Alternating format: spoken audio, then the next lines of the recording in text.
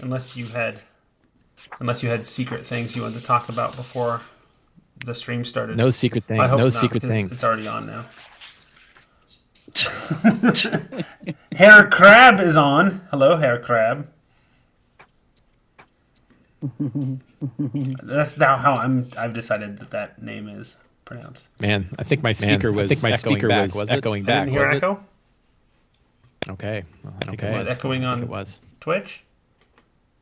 Oh, should be fine now. No, I'm echoing on Twitch. Yeah, no, there's an echo on Twitch. Now it's fine. I had all the audios going, so that's usually what causes echoes. Yeah.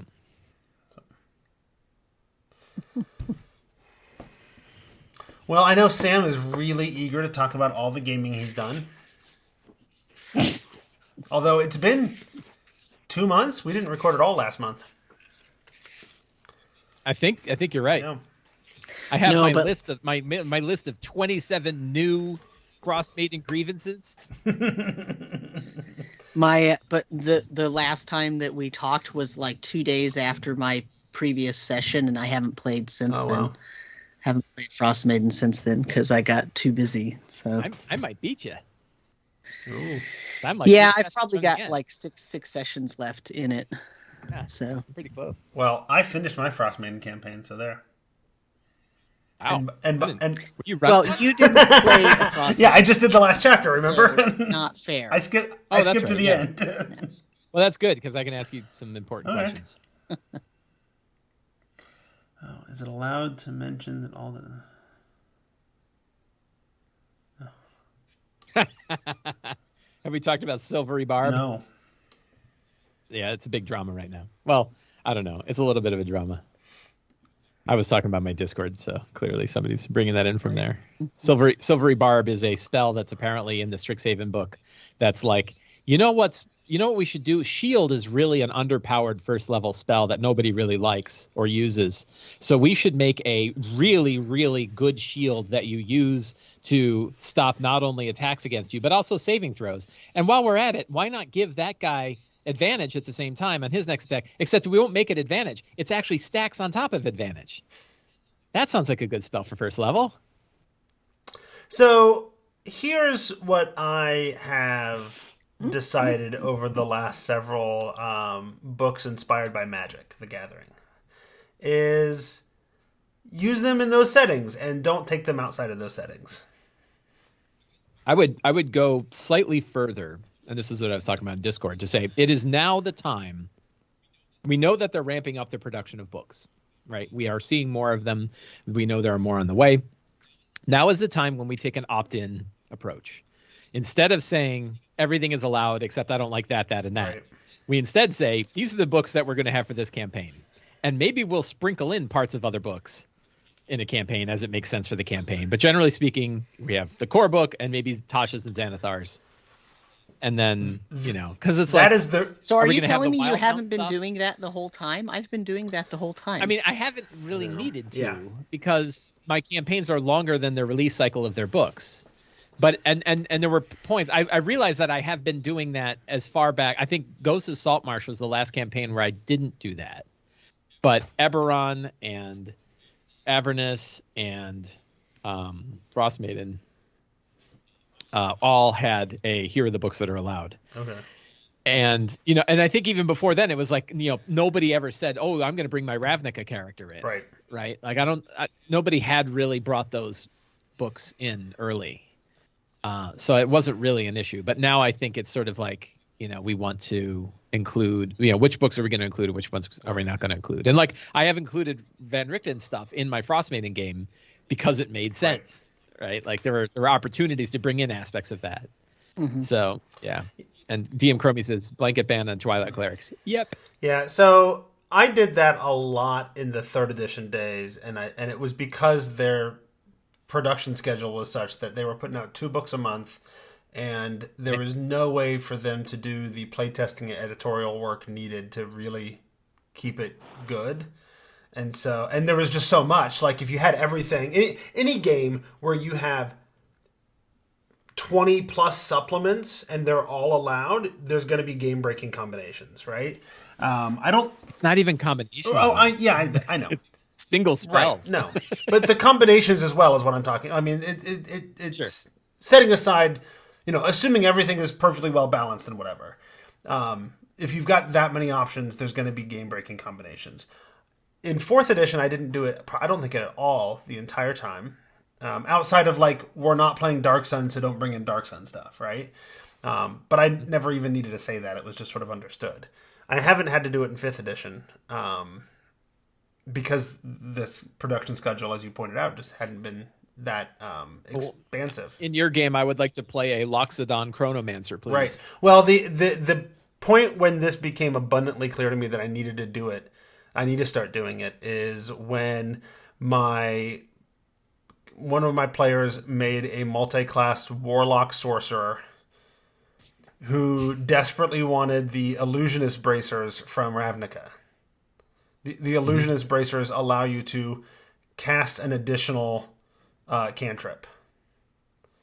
So now you have a Sorcerer who can quicken spell an extra cantrip, a Warlock who's got the best cantrip, and it's all kinds of modified, and then that magic item, which means that he can effectively triple Eldritch Blast in a round. Gotcha. Right. And it was ridiculous. Oh, could cast an extra cantrip. Yeah. As a bonus action Something or like something? that, yeah. Gotcha. So it was. Yep. I mean, even if it's just hey, we learned how to break the action. right. Even if it's just 4 Eldritch Blasts in a round, it's ridiculous. Or not 4, 6 but is yeah. insane. Yeah. Even just 2 castings of Eldritch Blast in a round is completely ridiculous. And ultimately, I think he just did away with the item. He stopped using it. Yeah, you're right. It's very rare. Yeah, I'm just looking at. You can use a bonus action on the same turn to cast that cantrip a second time. Whenever you cast a cantrip, you can cast it a second time. Yeah. So yeah, he just stopped using the item, and he just largely didn't go into Eldritch Blast unless he felt like, okay, this is the fight. We're gonna die if I don't do something, And then he would pull it out just because it wasn't fun to just constantly Eldritch Blast machine gun everything all the time. Yeah, right. It's congratulations on breaking the spreadsheet. Right. So yeah, I think my plan going forward at the very least is to have a blanket, unless we're playing in one of these settings, the setting material, specific material is not allowed.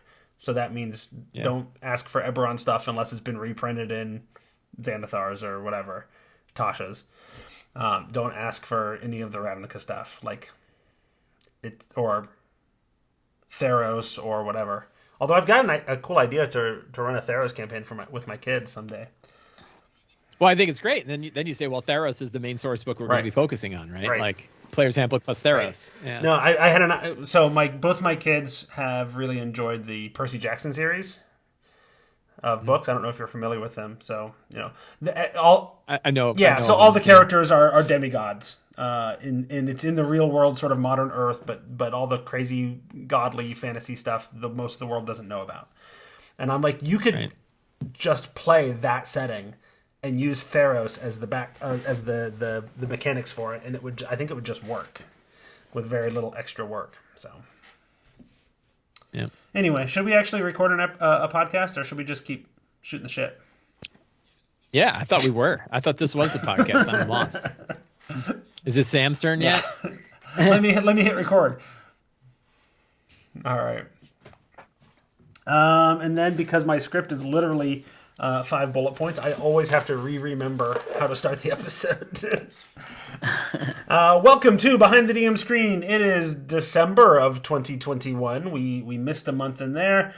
We are 3 DMs talking about our games and helping each other out. I am Jeff Greiner. With us, as always, as usual, is Mike Shea. Say hi, Mike Shea. Hello. Hey, Mike Shea. Wait. And Sam Dillon. Say hi, Sam Dillon. Hello. And that's all the intro you get. I am going to put 15 minutes on the clock. And Mike, you get to tell us about your game first. Wow. So I am running 2 Rime of the Frost Maiden games. I'm going to talk about my Wednesday game because my Sunday game I talk about in my talk show. And a lot has happened since the last time that we talked, I think.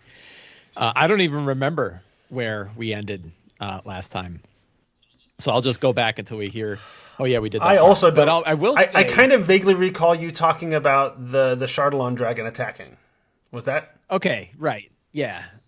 So this group actually went to the Duergar, the Duergar stronghold, crawled through it, faced the Duergar, faced the king, killed the king, and then ran back. Valen Harpel showed up and said, I have things that can help you, and I'll help you right now. If you help me out later, I'll help you right now by getting you to 10 towns so you can stop the dragon. They raced to 10 towns. They got there. I didn't use the whole crazy timing stuff because I knew it was a mess. And I said, instead, I'll just decide which towns got destroyed on the way. And I decided that Duergar's Hole made sense and that Goodmead was under attack and that it was, I think it was already in Goodmead. So when they got there, it was fighting. It was already destroying parts of the Goodmead. They faced it, they defeated it, and everything was happy. They had some downtime, then thought about where they're going to go next. They talked to Valen Harpel. She told them about her, her kind of, guild mate, Avarice. They had met Avarice before too, another member of the Arcane Brotherhood, and heard that Avarice is very interested in what's going on in Yethrin, in the lost city, the lost Netherese city beneath the ice. One of the major changes that I made. So they went and stopped the dragon before going to Grimskull. My other group skipped the dragon and then went to Grimskull, and then when they came back, the town was on fire. So I get confused. So instead, they went back. They said, "Okay, let's go to Grimskull. We know that there's two things we need to stop the Endless Night. We need the Codicil of the White, which has the spell that Oral has used to create the Endless Night, and we need to disrupt the power that is fueling the spell to keep the Endless Night in place.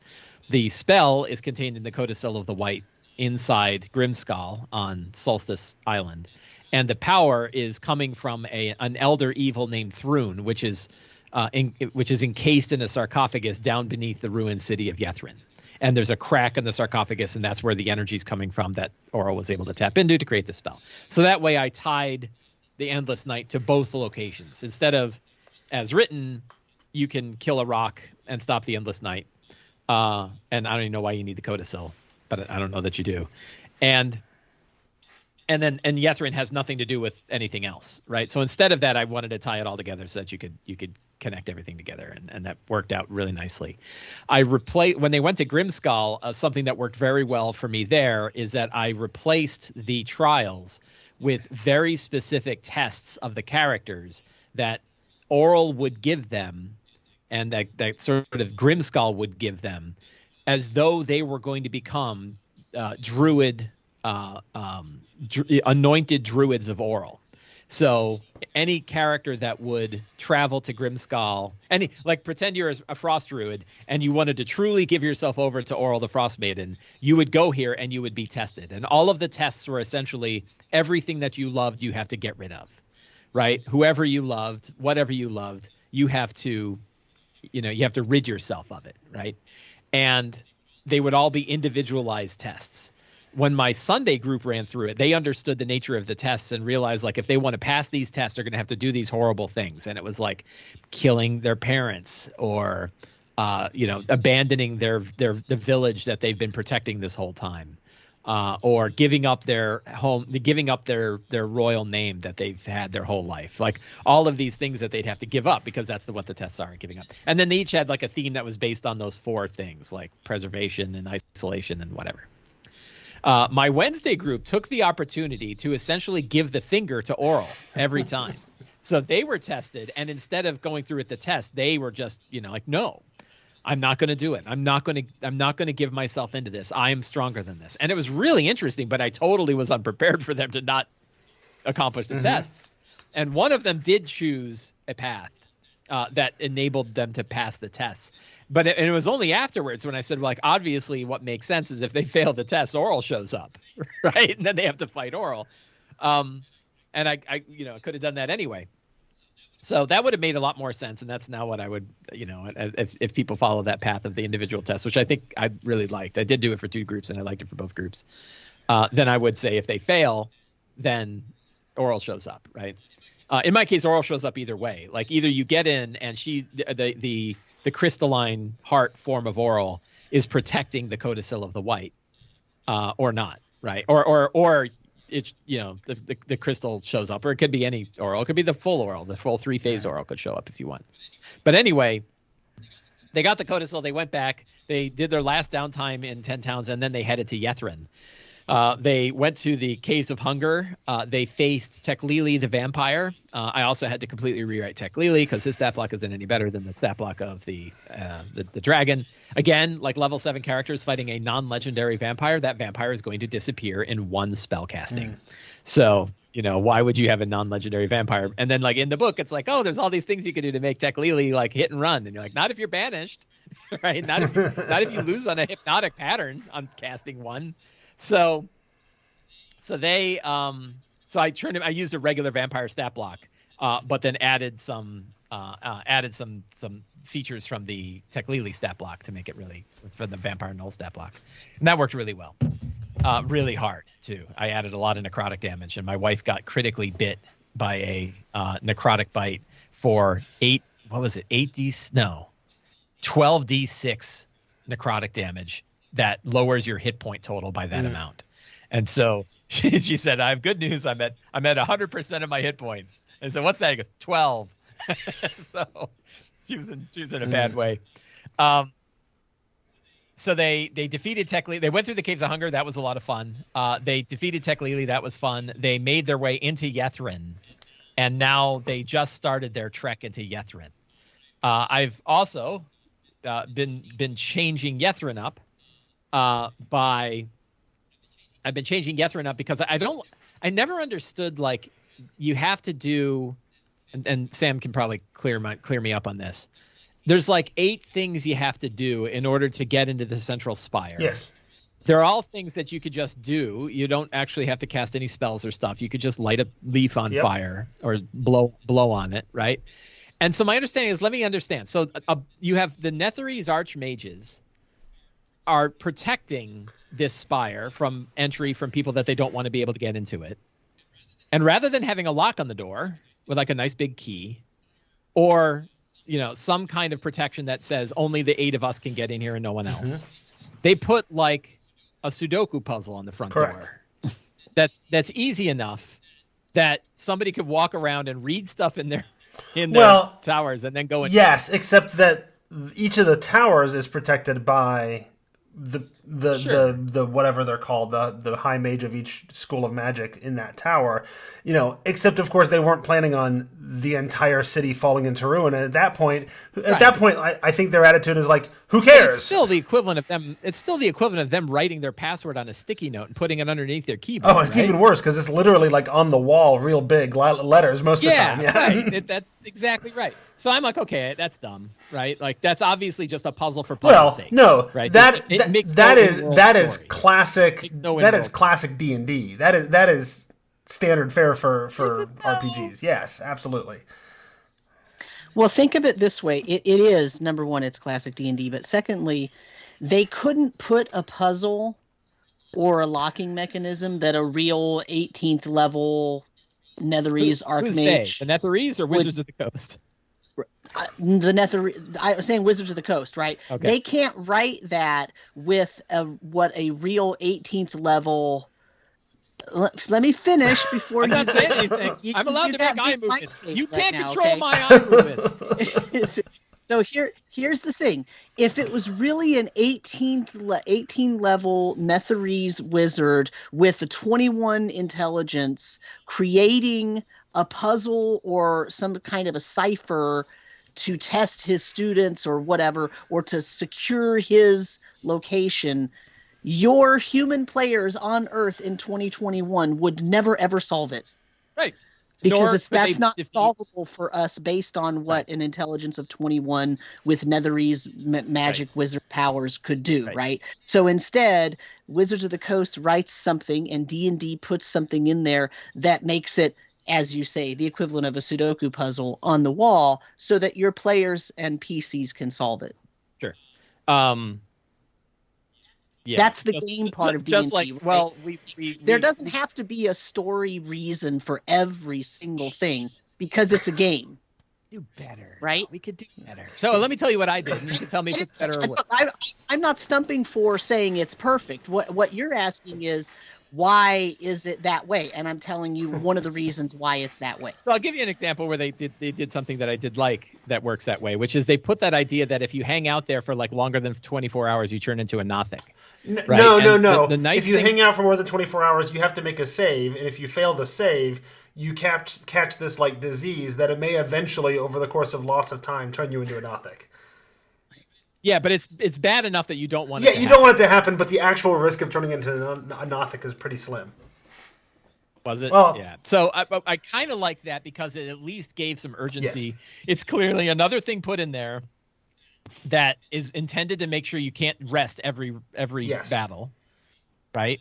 And that's handy for a place like that. But it also makes sense in the story because it's like this place was this powerful arcane city.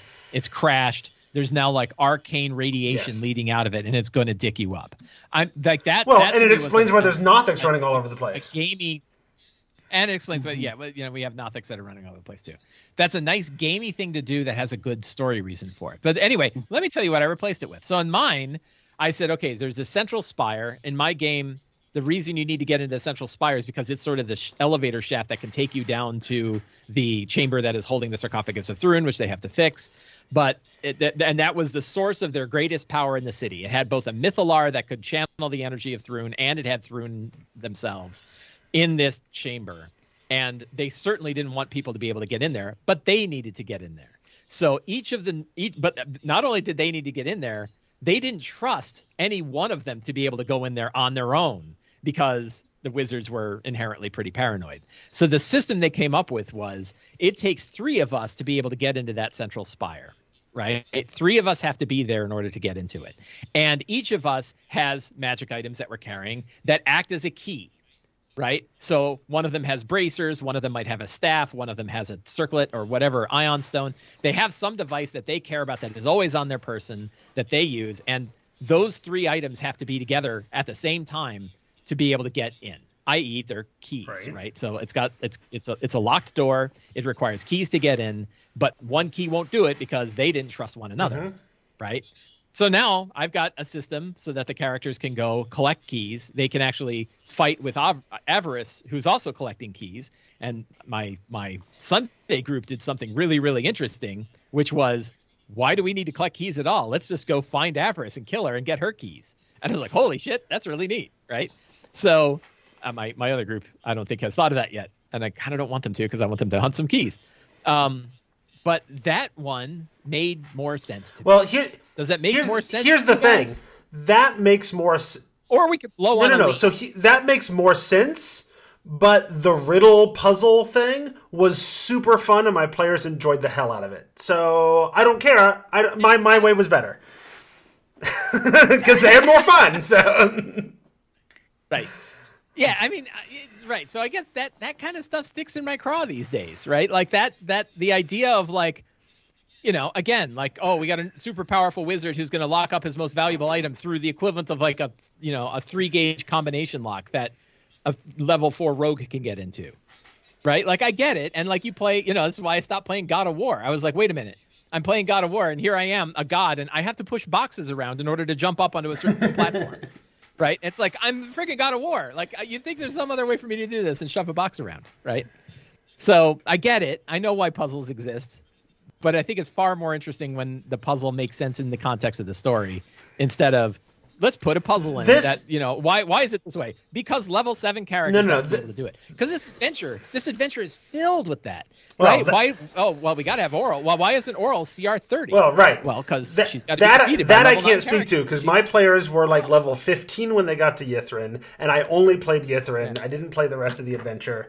So yours actually could do the pieces of the riddle that stuck in each tower made enough sense to me, because none of the you got there has to be enough cooperation that you get access to all of them. The wizards were. if all the wizards are dead, the Netherese don't care if it's easy to solve the puzzle or find the pieces because they're dead now. Who cares if you can figure out how to get in?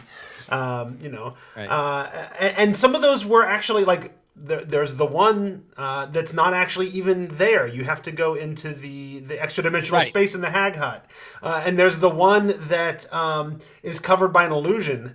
But if you don't realize, how did it get in the Hag Hut? Because that's where they put it. There's like a little. There's a little. So the Netherese. Yeah, the Netherese. So they've been there all that time. Okay, got it. And then there's the one in the Tower of Illusion where it's actually they find the inscription just like all the others and they're like, oh well, that's the inscription, ready to leave, right? But it's the Tower of Illusion, so of course there's an illusion on top of it and there's no hints. It's very old school D&D like, right? There's just no hints at all that you actually didn't get the inscription. It's actually an illusionary description. So what happened? Did they get all the way to the door and realize it didn't work and have to the way it's written, it's actually the one hint they get is that when they leave, if they've got the wrong one, there's like this mocking laughter, I fooled you sort of thing, right? But that ultimately didn't matter.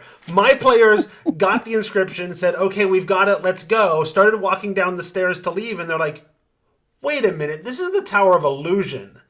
Like they use some deductive reasoning, and they're like, this would make let's go back and look again, and they did. And he actually had 2 sticky notes, with a fake password on the first sticky note, and the real password was on the sticky note underneath. No, so I mean, and they figured it out on their own without any hints, and like got to feel super brilliant because of it, and that was I don't know. My players really enjoyed all of that. They really enjoyed exploring Ythryn and then they got all the pieces of the riddle, and it still took them a while to be like, wait a minute. So what do we have to do? How does the riddle? What does this really mean? Because it doesn't say set a leaf on fire and blow on it in your hand. It says produce a flame, right? And so far as they know, it means I have to cast the spell, produce flame, right? It took them a while and some trial and error. And meanwhile, every time they do it, there's the one where it's compel some. What if they just don't get one of them? I don't know, because they did eventually, right? And I may have allowed some checks to help them, give them some hints or whatever here and there, so they could eventually figure it out. But the real fun part for me is that one of the things they have to do is compel somebody else to tell them a secret, and then reveal a secret of their own. Do the wizards have to constantly come up with new secrets every time they were going in? The Netherese? No, because this is just a failsafe. It almost never comes up. Oh, they have some other way in? This is just for the Netherese to keep people who are not intelligent out of their lair. No. Because the force field usually isn't even there. The force field only comes up in cases of emergency. It's only there because the city crashed. Otherwise, it's just so open. Normally, everybody. That's why there's a ball going on in there. You don't have to make. But that's what I'm saying, though, is that's what they're trying to like. When their city was flying, they were going where they wanted, and they had their own special codes and handshakes and whatever to get into its right offices in the right parts of town and all that. But now that it crashed, and now that. And also remember that when it was crashing and all that, like there was this weird pocket dimension crap going on. Right. That Ariel Arthas was trying to protect everything and like totally messed up, right? Part of the thing, right? And so that's also why there's just pure weird stuff. But if they figured if your city crashes, we just want to keep the unwashed masses. Right. This is as right. My friend Scipio in chat says this is the password resetting now, right? This is the which town were you born in? What's your first dog's last name? It's click on all of the pictures that have a motorcycle in it. What's your third favorite book? Well, and actually, it's a captcha. It's the password reset is actually in Ariel Arthas' study. Like if you study his notes, there's like, oh, and here's the word. If you're in this study and you say this word, it just shuts down the force field completely. And then you don't have to keep going through it. No, the thing about Ythryn, and bear in mind, because I wasn't running the. I want to tell you about my conclusion for the game that I'm heading towards. Okay. But go ahead. Yeah, I didn't run the actual campaign, so Avarice wasn't there. That wasn't a thing. Oral wasn't showing up. Wasn't a thing. That wasn't part of my campaign. In my campaign, they fought a giant 2-headed dragon from the Legendary Dragons third-party product. That was a super cool fight. But the thing that drove me crazy about Yithrin, or the thing that I had a hard time sort of reconciling in my head, was why didn't Iriel Arthas just use the staff a long time ago to in the obelisk? You know, like I get now he's a demi-lich and he's gone crazy and whatever, but there was arguably a lot of time before that even if he's a demi-lich and doesn't have hands, he's got minions. He could have forced one of them to do it. Like, and you telling me like demi-lich is hindered by the fact that it doesn't have hands? Like, it's a demi-lich. So that's the bigger issue to me, is that none of this should even exist, because the big bad should have just fixed it himself a long time ago. But yeah, so in mine, I replaced the demi-lich with probably what is going to end up being an actual lich, or maybe some kind of custom lich kind of thing. But I've been hinting. So I've thrown this whole aspect of Thrune in my campaign since pretty early on, right? Mostly because I love the standing stones of Thrune outside of Dugan's Hole. I grew that. I ended up using an Elder Evil from the book Elder Evils by Rob Schwab, a D&D 3.5 book. There's an Elder Evil in there called Father Limerick. And I didn't like the name Father Limerick as the Elder Evil, but I was like, you know what Father Limerick sounds really good at? Like a caller, right? Like a creature that is the herald for Thrune, yeah. Thrune. So I've had this like weird old elf show up a lot of times. He's got sharpened teeth, like teeth he filed down into points, and he's just creepy looking. And he's been showing up for months. And that's Father Limerick. And Father Limerick is a lich-like being that is down there, who is hoping that the characters are going to come there to release Thrune from the sarcophagus and create a whole new set of catastrophic problems. So I'm definitely going to have Father Limerick in a sort of concluding battle. The other thing is I realize Sam is absolutely right that running. Yes. Well, I'm sorry. I didn't hear that. Can you say that again? Were you muted? You were muted for a second. Yeah. You were absolutely right about one thing. No, you know Sam has access to the audio recording. He could just take the Sam was that's gonna be his new ringtone. It's gonna be ringtone on his phone. So that running each individual. Well, so I'm not gonna qualify too much, but running each individual form of oral one at a time isn't oral, right? Oral is really a 3-phase mythic monster that just happens to have 3 stat blocks, right? And it took me like running them to understand this. I still think all 3 stat blocks are completely dorked, right? And all 3 need work. But I get that, like, that's the intent of how they're intended to be run, right? And I didn't run that way. Instead, I placed different versions of oral in different places. My characters have now faced all 3, but they faced them all independently. And I said, like, wouldn't it be interesting if, like, oral was hoping to reach Yithrin herself, but she's got a problem. As a god, she can't see Elder Evils, because Elder Evils aren't from this multiverse at all, right? They're from a whole other place. But she knows he's there. She knows it's there. And she knows the power that's there. But she needs to, like, get there. And all of her forms were defeated at this point by the characters. And maybe she was hoping to, like, channel herself into one of the characters. But instead, she has channeled herself into Avarice. And now Avarice is an avatar of Oral. So Avarice is down there. She's got a bunch of these old crusty Knights of the Black Sword that are going with her to get down there and release Thrune as well. Or at least Avarice is under the impression she's going to be able to channel Thrune's power, but she's not going to, right? Everyone knows that. When the characters face Avarice, they'll fight her, they'll kill her. And when they kill her, that's when the full 3-phase version of Oral shows up, right? Who was being carried by Avarice down into Yithrin. So now they have a big battle with Avarice. That gets immediately thrown into a big battle against. So you basically turned it into. And then when they get, turned it into the 4 forms of Oral, because there's an Avarice form at the beginning. Yeah, it's like 4 forms of Oral. It's Avarice and then the 3 forms. Yeah, and boy, if that doesn't put like 9th level characters on the ringer, I don't know what will, right? Especially with ice darts that do 3 points of cold damage from a god.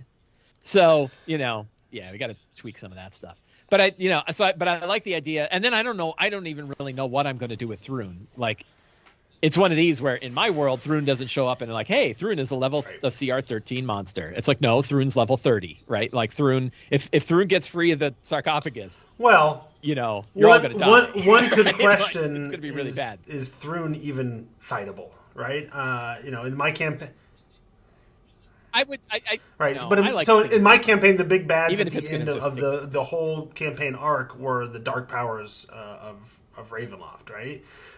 Those are not fightable bad guys. So I'll talk about it when I get to mine. But I had an alternative. There was a big fights, but you're not fighting the actual dark powers. They're not fightable. Yeah. So in I'm trying to remember what it was. It's what's the name of the super powerful Slaad, the king of Slaads. I don't know. There's a Slaad King. Yeah, I don't know offhand. Damn, and it's a monster from Mordenkainen's. I'm trying to find it. Here it is. No, damn it. Somebody in chat will know. But there is a stat block in Mordenkainen's of like the Slaad King. And I've used this stat block a couple of times for you're not supposed to fight this guy. Because it is just brutal. It was the main villain in my Eberron campaign too. And like, I think it was out there for 2 rounds and people were just running away. It was really bad. So I think I would certainly pull that stat block up again. I'm trying to find it here. Did somebody mention it in chat? No. I didn't look. Man, I'm trying to Google it, but it's not helping. I'll find it. So, so there's a really powerful Slaad Lord, and it's a great stat block, and I would definitely use that stat block if it got free. But it is like a CR26 stat block that's hits like a CR26 stat block ought to hit, right? And I think that would be a fun thing if it gets free. And then they have this opportunity of like, well, do we go back? Your goal. Thank you. Somebody did find it. Yay! Thank you, Dark Plane DM. I want to figure out how to put in the whole time travel aspect. I did. All of the craziness of Yithrin, the time travel thing, the pull a comet out of orbit and slam it into the earth, the summon Tarask scroll, all of that. My players had access to all of it. And in every case, they're like, "Oh my gosh, this is awesome!" And then we ended the campaign, and they never used any of it. So. Yeah, well, so the problem that I'm running into is I don't know exactly how to put in the option that time travel is a thing, and I also don't want to force it. Like I don't want the players, because we've been playing for a year, right? We've been playing with these characters.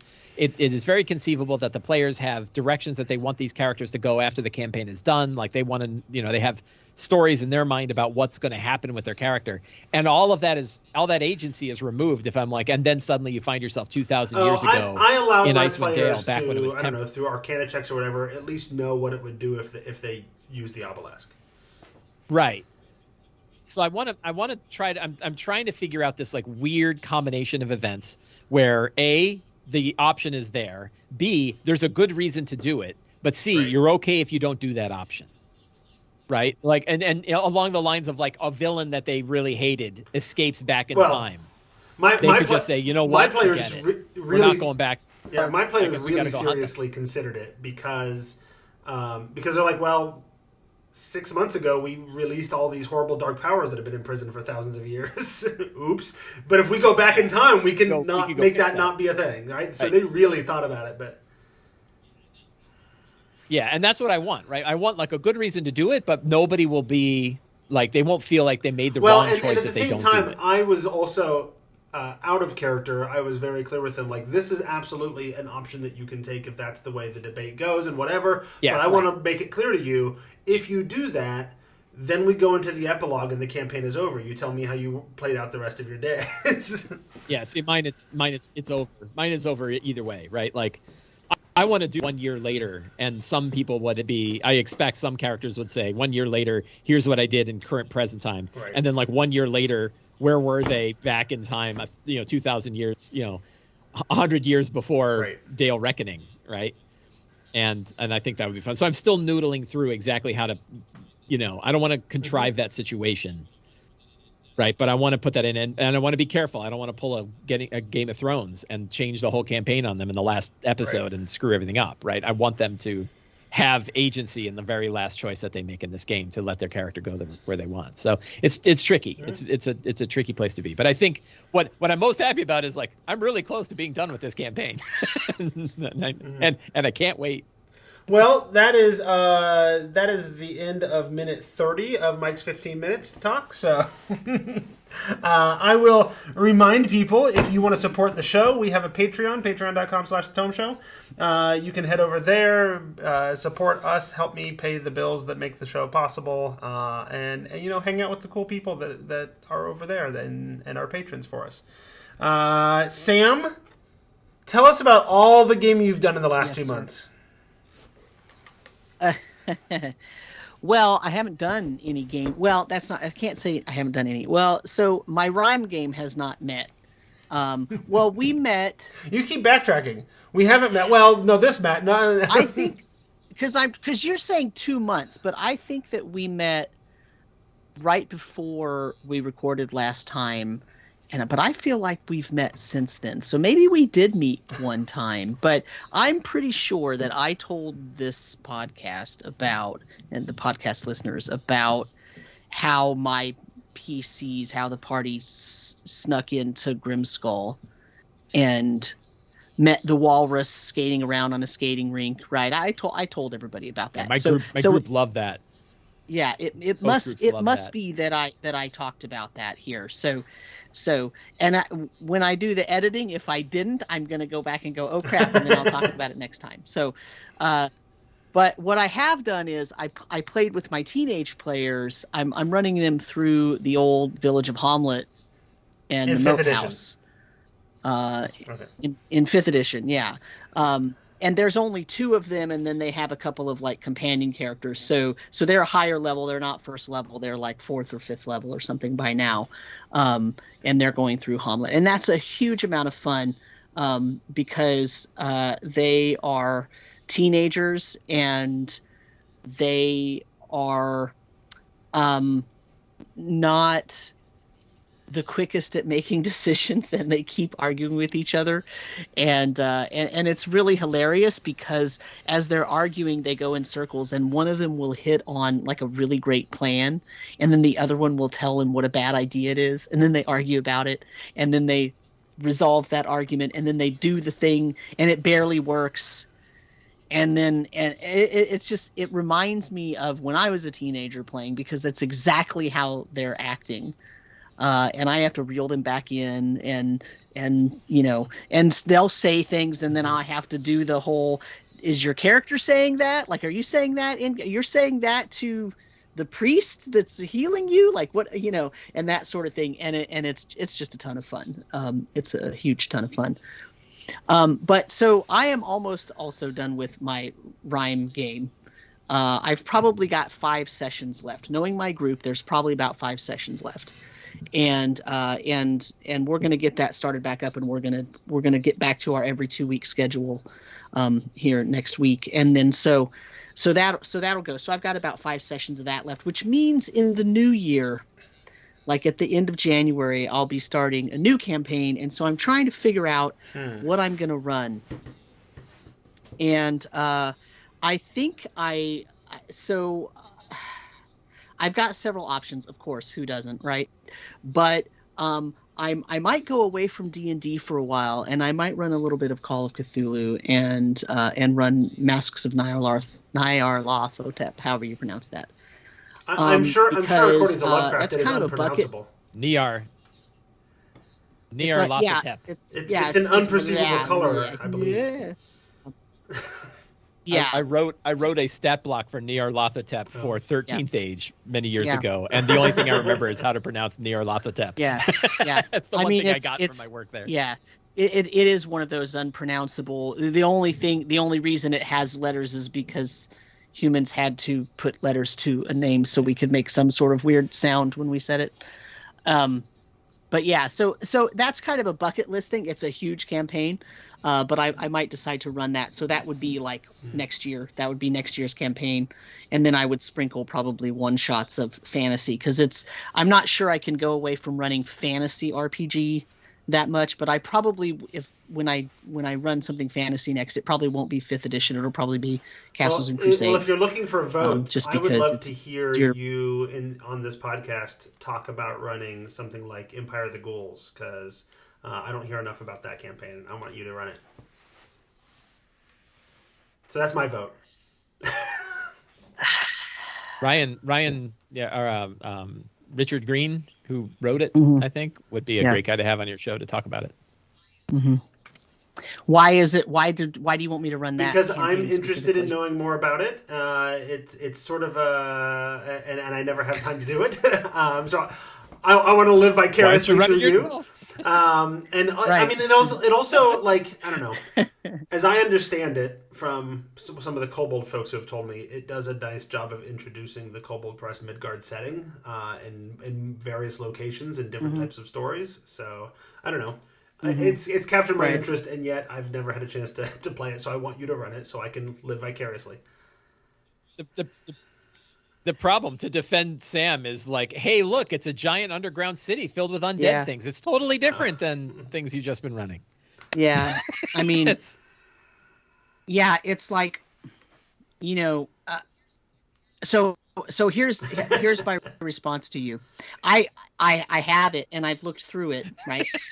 And it does seem like a really good campaign. And I know that Empire of the Ghouls is an area in Midgard that Wolfgang Bauer has had, you know, in development for many years. It's not new. I mean, the adventure for 5th edition is new, but the idea of it and the way that he conceives of everything. But here's the problem: is neither am I. That's why I want you to do it. And so, and you don't have to be. Yeah, it starts. It starts the city of Zobek and makes its way Right, but think about what Jeff said. What Jeff said was that the campaign is really good at highlighting some of the really cool things about Midgard. And my thing is, if I'm going to run it to highlight some of those cool things about Midgard, for me personally, I do. You and I have very different approaches. I've been saying for years, I really wish these really dense, complex settings that various publishers put out would also come with an adventure that was sort of a travelogue to introduce me to the setting.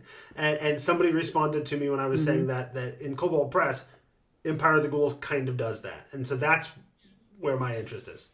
Yeah, I mean, it does it for it actually does it for like a little slice though. Like Midgard is huge, right? It's not a I mean, personally, it does cover like Zobek and personally though, if I was going to run in Midgard, I'd probably because they have a nice set of adventures for that, and Perbestedt is really cool. And like, as I recall, Brandis worked on it, so it's got to be awesome, right? Did he? Yeah, I don't know, but I'm just saying like that. That's what if I was going to do Midgard, that's probably what I would do. The thing is, I don't want to. Right, I don't want to have that as a huge, you know. And Sam, just so you recognize, Jeff doesn't get to dictate what campaign you play. Oh no, I know. Right. I know.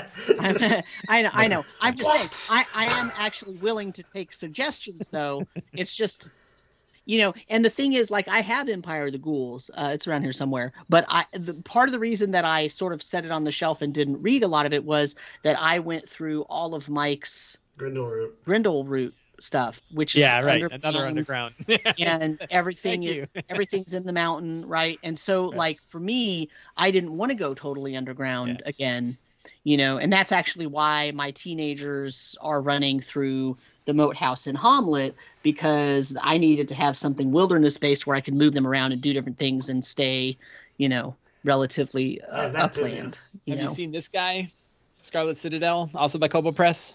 Yeah, I have. It's also underground. It's a big dungeon. Yeah. But that is another. Both Empire of the Ghouls and Scarlet Citadel are two that are on my wish list. Mm-hmm. But I'm probably running Witchlight for my Wednesday game when we're done. You with have two games. You have two games. They I just need. I need to. Oh. They are. So sorry.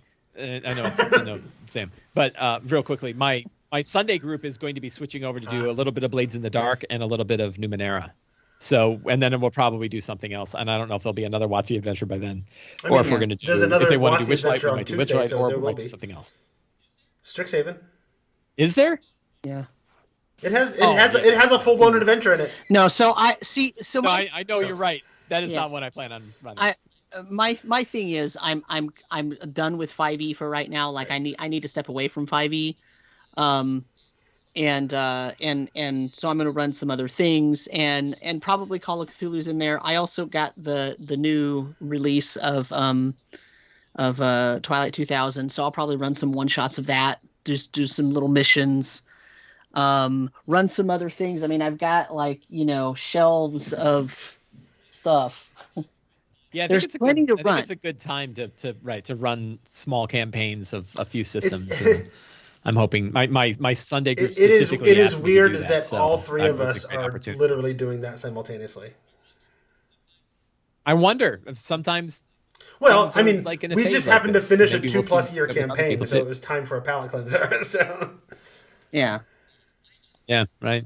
Yeah. I mean, for me, this is how I normally don't run published stuff, right? So for me, even if I'm running, that is not what I said. So in the chat, Christopher Scratch said, you heard it here first. Rime of the Frost Maiden was so bad it made Sam abandon 5e. That's not true. In fact, the only reason I'm still playing 5e is because my players wanted me to run Rime.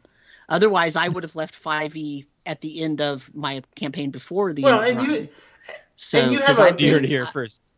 Yeah. Sam was forced. You have a diverse library of games, and you've never been I'm just going to run D&D most of the time kind of player anyway. Right. So right. So that's right. Yeah, and 5e is an extremely long-lived D&D edition. And, I mean, the same thing happened to me in 4E. I ran a big old long 4E campaign, and I run several one-shots, and I did all kinds of stuff there. And when 4E was over, I was pretty much ready to be done with 4E, and I was kind of ready to be done with 5E a couple years ago. But, if a group of players that I really, really like playing with come to me and say, hey, it's me and so-and-so and so-and-so and so-and-so, and we want you to run this game because we think you would run it really well because it's this weird isolation horror thing, I can't say no to that, right? Because I had an opening, so I couldn't say no to that, and that's why I'm running Rime. And I actually, contrary to what, whatever, I do like Rime. I have been the person who's saying Rime is better than Mike's experience of it, right? And it's okay that Mike doesn't have a good experience of it, but I think a lot of the reason why Mike is having a bad experience with it is it's just not his style of. So what I'm hearing is Sam's a better DM than Mike, and that's why Rime is good for when Sam runs it. I didn't say anything about good or bad. I just said it's about preference. It's the same thing. Mike doesn't like it, and he's wrong. No, think about it. Look, he finds those lame puzzles in Yithrin to be really ridiculous, and they sort of break his idea of what his D&D game is supposed to be. Whereas I look at that and I'm like, that's part of D&D as a game. It's a style thing, right? I enjoy a lot of the gamey parts of D&D. That's why I still love basic D&D. I still love the older editions of D&D because it's very, very gamey and much less story. If we acknowledge, and it's not that I don't think should make sense, but some things I'm just like. But if we acknowledge that, then we don't get to play the game of putting things in Sam's mouth all night. Yeah, whatever, that's fine. I mean, it's okay. We're just going to blame it on Christopher Scratch. Yes, I think that's fair. It's all right. Fine. Clearly, he's the cause of all of our woes. Yeah, but no, seriously though. I mean, here's the thing, right? I will never ever say that somebody's playing the game wrong, or somebody's playing the game poorly, or somebody's a horrible DM. I'm never going to say that about anybody, right? Because if you're having fun and if your group is having fun, then you're kicking ass and you're doing the right thing and you're playing right? But I am also one that will tell you firsthand. Look, if there's 1 million players of D&D. There are thousands of different styles of D&D, and some of those are not going to mesh up with some of those players and some of those DMs. And so sometimes there's something published that just doesn't fit. and that's it. That's just the pureness of it, right? Yeah, no, yeah, and so next you're you're gonna have the teenage game going for a while then, and mm-hmm. Yeah, they're just kind of going on, and I think after Hamlet, they're probably going to end up on a ship going over to the you're Isle not of Dread, abandoning maybe. 5e. You're just paring it down to just them for a while. Yeah, I mean, they're only because they only have access to 5th edition D&D. So, and then with the other group, you're going to do some Call of Cthulhu, and then jump around to play all the other games on your shelf that have been lonely. Which is basically what I'm planning on doing for the next year with my group. I've got the Avernus Beetle and Grimm Platinum Edition. We're absolutely playing that campaign coming up very soon. But we just finished a 2-year campaign, right? And actually, my Witchlight Platinum Edition is supposed to arrive sometime this month. So I got things going on, and it's D&D. But yeah, sometimes you got a lot of things on the shelf, and you haven't played them, and you want to experience those. Yeah.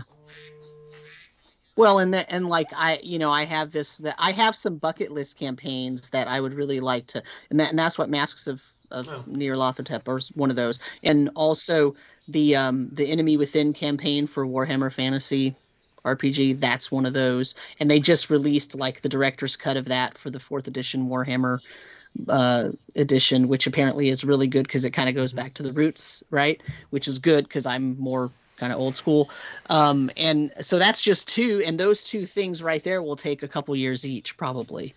So and then like you said, I've got a ton of stuff. I'm putting together a desert campaign for a fantasy setting. At some point it will be a longer campaign, but that's more in my homebrew world, so it's kind of taking pieces of this and pieces of that, and we're seeing after the water recedes from the sinking, but that turns into a desert. Is that what you're saying? Okay. No, it's a different timeline, right? So, and I don't know, maybe it depends, right? I suppose that could. I've been catching up a little bit on D&D briefs. So. Yeah. Yeah. So actually, so after the end of that, that's funny. That could actually be because of something that happens when they go to deal with the Ark of Woe. Anyway, so. I mean, so I've got a lot of gaming going on. It's just that I'm right in that period where I'm sort of finishing up one thing and prepping another, and I don't have as many active games at the moment. So we'll see. We'll see what happens. I also have people saying that I should run Curse of Strahd. People asking you to do so? It's my favorite adventure. People just not players, not my players specifically asking me, but just other people saying, hey, it's such a good campaign, you should run it. And it is a good campaign, and I know it's a good campaign, but I don't know, we'll see. Alrighty, well, let's keep it a little closer to 15 minutes then, since Mike took up half an hour. I do want to remind people, if you want to interact with the show, you can do it on Twitch, like some of us are doing right now, as we talk about Christopher Scratch and how he's torn the whole show apart. But you can also find us on Facebook. You can find us on Twitter as @the_Tome Show, and we have a Discord channel as well. You can find the link to that actually in the Twitter profile, or email thetomeshow@gmail.com, or go to any of those other places that ask about it, and we'll post the link for you. So. All right. It is my turn. So I finished a 2+ year campaign a couple weeks ago. So that's what I've been doing since last we chatted. We actually, because of life, didn't play very much for a long time. Our plan was really to focus in and be like, okay, some folks are going on vacation at the beginning of the fall. Let's hold off on playing until they get back, and then we'll just run straight through and finish the campaign. And then life happened here and life happened there, and we missed a session here and there, and pretty soon it was like, oh my gosh, we just haven't played in a month. We got to the end, we finished Yithrin, and then it was a month again before we played the last session. But the overarching theme of the campaign was, this was the campaign we started as Dragon Heist, and then it went into Curse of Strahd, And then I decided the ending of Curse of Strahd is not a satisfactory ending of a campaign because it just sort of sets everything back to the way it was. You didn't really accomplish anything. So I changed the story so that the whole reason that Ravenloft and Barovia were created and sequestered away into the mists was because a long time ago, the gods of Faerun wanted to lock away these dark powers who came from beyond the stars and were threatening to overrun the gods themselves, right? And so they locked them up in the Amber sarcophagi and stuck them in Barovia. And now they're not a threat because even if they get loose, they're not here. They're off stuck in the mist, right? Except one of them escaped because in the Amber Temple, one of the sarcophagi is broken. And I worked the timeline out as such that the one who escaped was a dark power I made up called Halather, which is actually like the ancient name of Halaster Blackcloak. And so Halaster is the champion of Halather, and that's the source of his early power and whatever. And so when they defeated Strahd and Barovia came back, Halaster's like, okay, this is the first time it's come back since I was released. Or since Halather was released, now I have to fulfill my end of the bargain and go and release all the other dark powers. And so they've been running all over the world, defeating various champions and learning about how they could draw all of the dark powers back to the Amber Temple and seal them back up in the Amber. And that was the big final encounter. We went back to the Amber Temple, and they had to conduct a ritual, but in conducting the ritual, you draw all of the power of the dark powers into the Amber Temple, which also means any existing champions that are still alive get drawn in. And so it was like, I don't know, six or seven, I think it was like 5 or 6 big bads, somewhere between CR 17 and 30. All at one time, right? And Halaster as well. But Halaster is like, I don't actually want the dark powers to win. I would just as soon get rid of this dark power that's been forcing me to do things. And so he puts up a globe of invulnerability and just sits in the corner and watches and hopes the PCs win, right? And I tried to pull every NPC that they've known and kind of loved and were out there somewhere in the world. Like all of them were champions, right?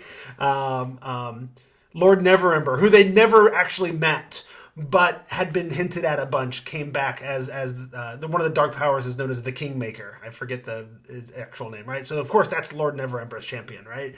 And in the Tomb of Annihilation, there's a Slaad that you can find the control crystal, and then you can actually find the Slaad, and they found it in that order, and we're ordering him around all over Tomb of Annihilation with him, the Tomb of the Nine Gods, and they even they asked him, well, what's your name? You have to tell us. We have the control crystal. What's your name? And he's like, well, it's not pronounceable in mortal tongues and whatever. I said, okay, fine. Your name is Steve. And he just sort of made a grumpy face. Yeah, and you're mad about it. So his name became Steve and mad about it. And so Steve and mad about it was one of the champions of the dark powers, and a former player's PC that had gone off with Baba Yaga at one point came back as another champion of a dark power, and so there's all these different things, and then the real bit and I expected that's a lot of really powerful creatures for them to be fighting, and I'm not going all out on him, but that's going to be an impossible fight, right? But I figured all the sarcophagi are there. All they need to do, any one of them can go over, touch a sarcophagus, and use an action and draw that dark power back into the sarcophagus, including the power that's creating each champion, right? So I figured that's what they'll do. Some of them will hold off the creatures while the others run around and seal them in. No, of course, this is D&D, so their answer was, there's bad guys to fight, we're going to kill them, right? So they just went straight for we're just going to fight all of these dark powers champions at the same time. And for the most part, they did okay, and that's part of why I find that you get to decently high-level characters, and these were 17. By the time you get to 17, you can, I find that you can kind of throw literally anything you want at them, and they'll figure it out, right? And they were doing pretty all right, but one of the champions that I used was from the Green Ronin Book of Fiends. It's the Armageddon Beast, which is a CR30 like total badass creature, right? And it was, and I changed the, I reskinned it a little bit so it didn't have all the heads and whatever, but it could still do all the various breath weapons and what have you. It just wasn't doing 2 or 3 breath weapons per round. And that gave them a hard time. Like, when you start throwing breath weapons at them that don't do standard breath weapon things, like here's just a bunch of damage. Instead, it was like, here's a breath weapon. Everybody make a save. Oh, the 2 of you are slowly turning to stone. Wait, what? That's not how breath weapons work, right? So the Book of Fiends. What book did you say that was in? From Green Ronin. Oh, Green Ronin. Right. The Goodman Games one. Yeah. Yeah. So I pulled monsters from there. I pulled monsters from Legendary Dragons, and I might have used 1 or 2 actual WotC published stat blocks. Although one of them I think is a Ravnica stat block, which, as we've pointed out, is not balanced for normal D&D. So I just took a book. Yeah, but for monsters free from anywhere. I mean. Why limit? But I would argue that the balance is similarly an issue in the Ravnica monsters and some of the other monsters. But as you've pointed out many times, that's because the standard monsters are underpowered. So at least the high level ones. Well, yeah, and balance is all over the place. Right. So within WotC publications, so it doesn't matter that it's all over the place outside of WotC. Yeah, and you're only running it once. So yeah, and that's exactly right. I was only running it once, and the whole thing, like, they eventually defeated it. They sealed all the dark powers away in the sarcophagi, and my epic conclusion was, okay, you sealed them all off. And as you do, you notice that the fog from outside of the Amber Temple, because it's in the setting it appeared out in the middle of the ocean, right? So the fog from the ocean is sort of rolling in, and you see the silhouette of your old enemy Strahd standing up on the balcony, and he has this sort of hateful smile on his face, and then the entire temple fades away, and Barovia returns to the mist, and you land plop in the middle of the ocean, and that was sort of, and then I did an epilogue where it was like, okay, so I'm going to check in with everybody, and I want each of you, my sort of conclusion to the whole thing when it was over was, I want each of you to tell me, what is your character doing? We're going to do little vignettes. It was 1 week, 1 month, and 1 year after, right? So 1 week later, you're still sort of recovering. What are you doing? What are you setting up? Whatever. And my favorite thing of that whole bit was that warlock sorcerer character. Really, like, one of the things the player had mentioned that he would really like to do at some point before the campaign was out was get access to a wish spell. He's never had a chance to use a wish before. He wanted the chance to play around with wish. They actually got a wish scroll, and then one of the other players took it and wouldn't give it to him, right? So he sort of set up his 3 vignettes as, he went off wandering, he continued to adventure, and 1 year later, he's actually got access to being high enough level that he can cast Wish on his own. And he does, and he casts Wish for the player who wouldn't give him the Scroll of Wish, because she's a tiefling who was previously in service to Dispater.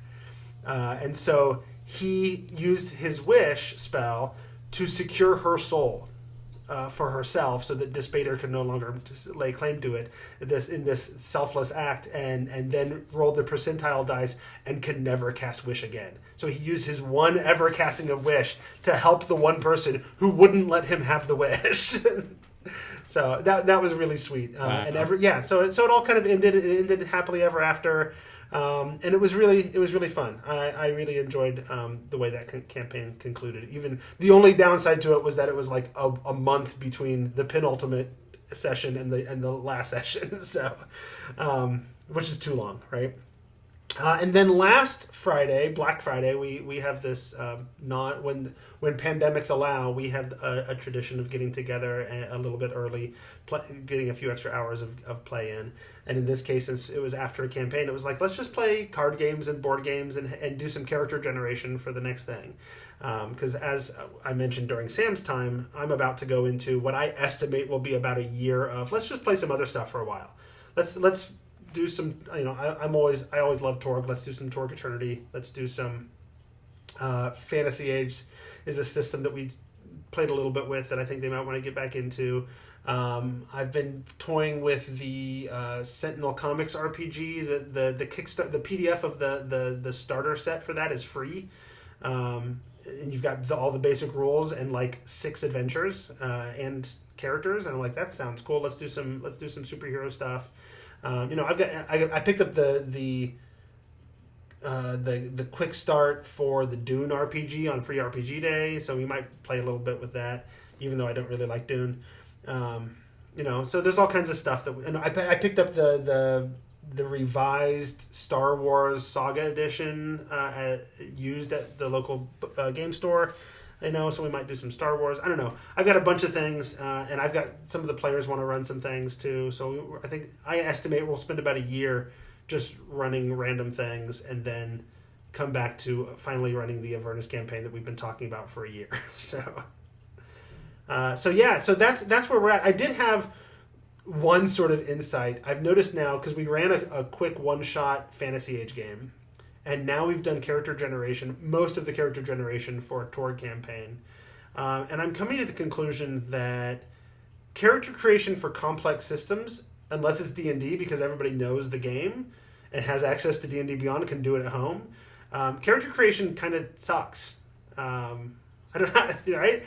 Fantasy Age is a super sleek system, and I've made 5 characters simultaneously with 7th graders before, and we had characters done in 45 minutes, right?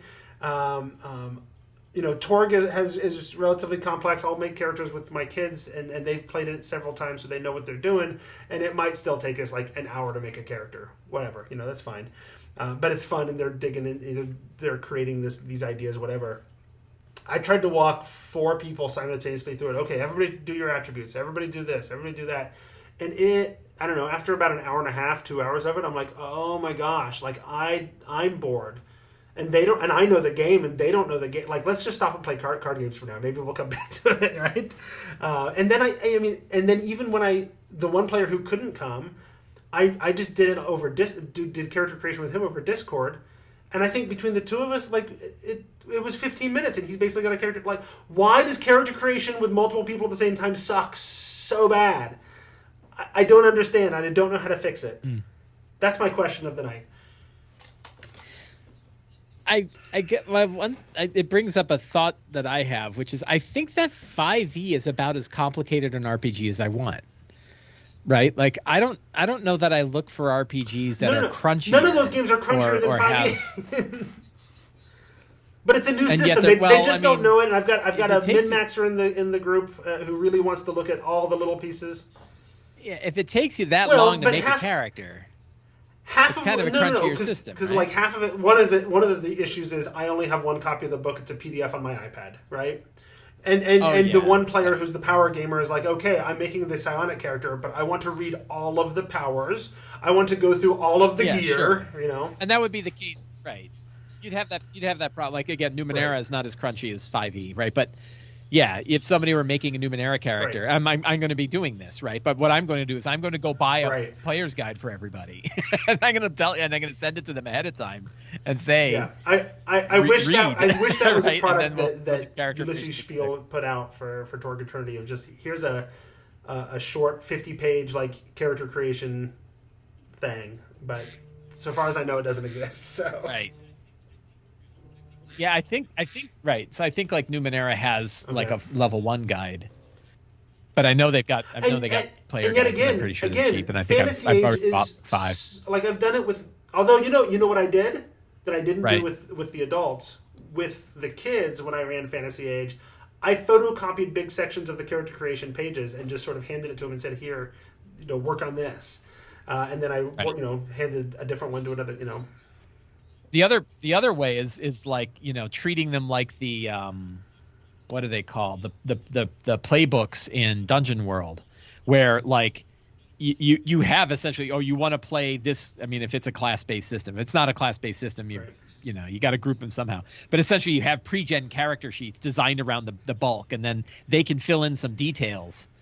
But what they they're still it's like customizing a pre-gen more I than it don't is like think, making a new character. I don't think I could convince my players to be on board with what I was going to pre-gens. say is, Unless it's a that's the one-shot. thing is what.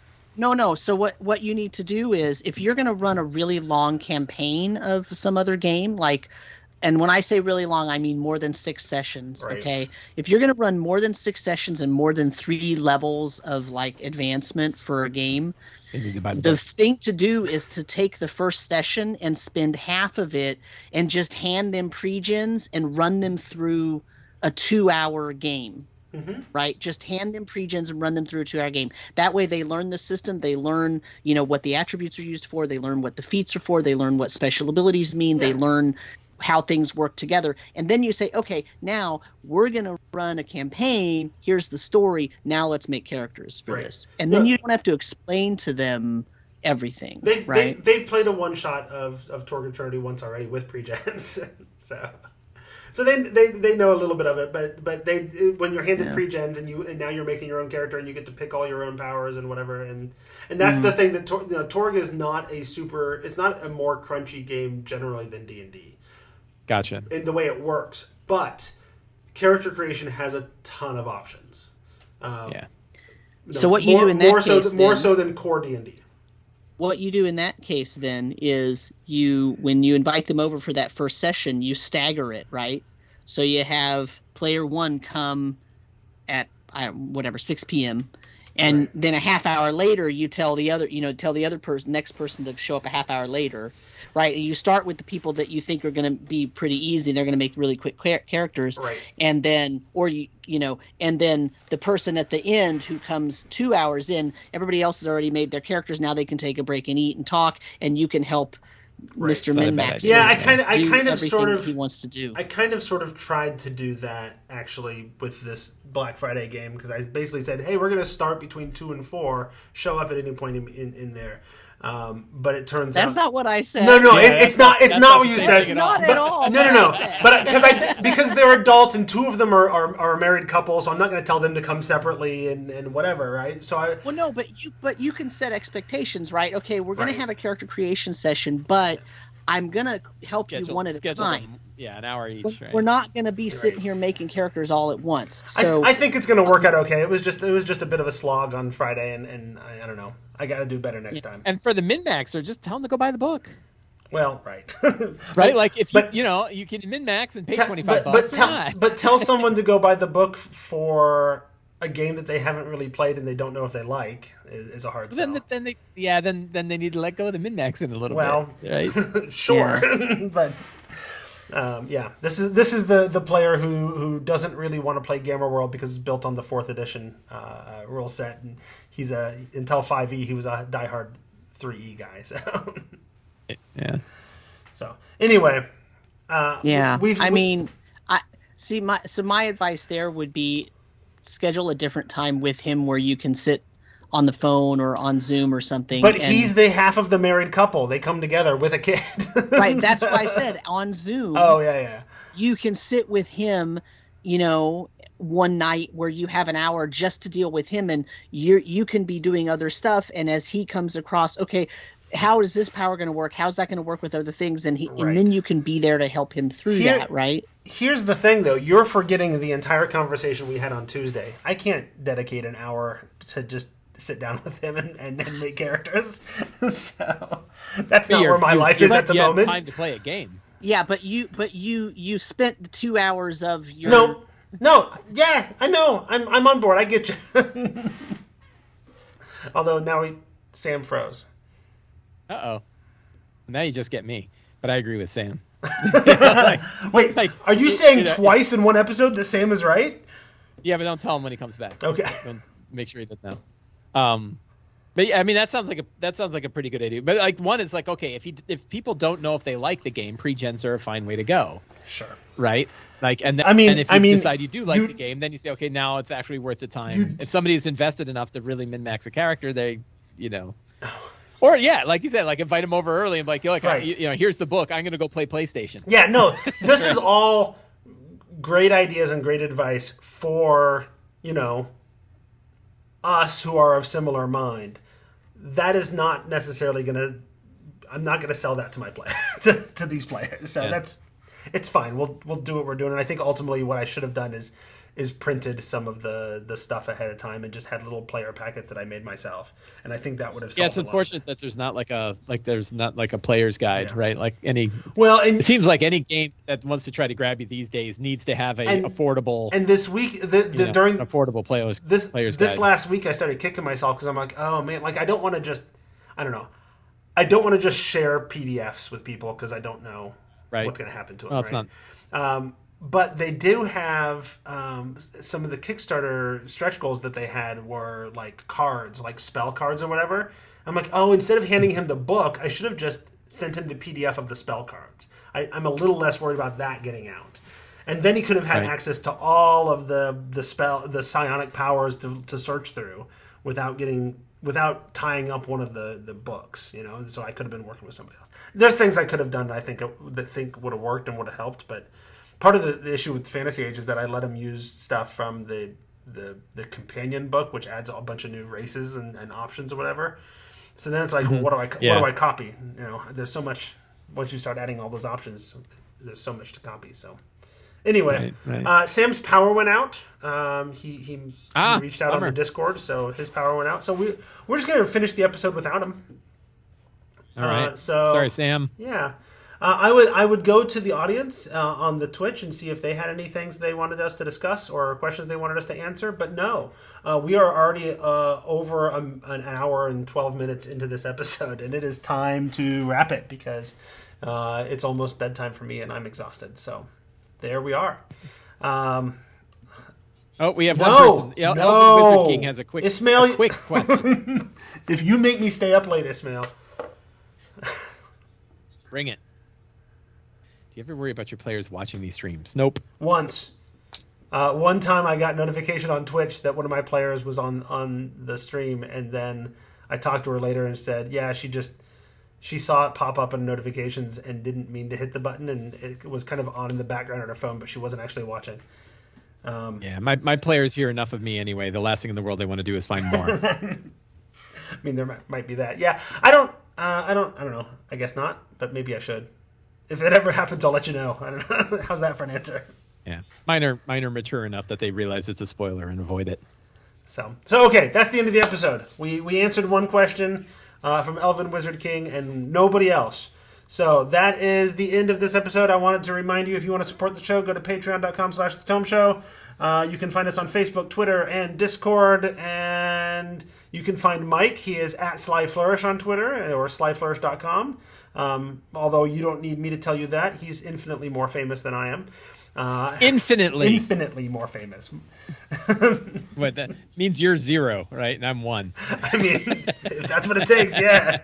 I mean, that's the only way we're getting. I mean, if I was doing this for the fame, I would have stopped a long time ago. I remember when the podcast used to get 30 downloads, and I was excited about that. So, yeah. In the days before podcasting, infamously more famous is probably more accurate. Well, no, you are definitely more well known and beloved than I am on the internet in the D&D community. So, I will own that and be okay with it, and try not to mention it very often because, as we've mentioned already, you have a large head. I have a large head. So, all right, that's the end of this episode, and I don't know. I forget how we end things. Say goodnight, Mike. Good night. Good night, everyone. Thanks for coming. All right, that's where I will stop the recording.